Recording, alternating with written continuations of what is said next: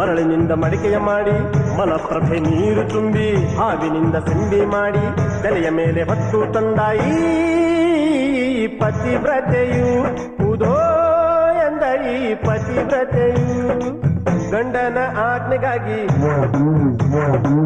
ಮಗನ ಕೊಡಲಿಗೆ ತಲೆ ಕೊಟ್ಟು ಬೂದಿಯಾದ ಮಕ್ಕಳನ್ನು ಮತ್ತೆ ಪಡೆದುಕೊಂಡಳು ಎಲ್ಲಿ ಕಾಣೆ ಎಲ್ಲಿ ಕಾಣೆ ಎಲ್ಲಿ ಕಾಣೆ ಎಲ್ಲವ್ವನಂತವಳ ಎಲ್ಲಿ ಕಾಣೆ ಎಲ್ಲಿ ಕಾಣೆ ಎಲ್ಲಿ ಕಾಣೆ ಎಲ್ಲಿ ಕಾಣೆ ಎಲ್ಲವ್ವನಂತವಳ ಎಲ್ಲಿ ಕಾಣೆ ಎಲ್ಲಿ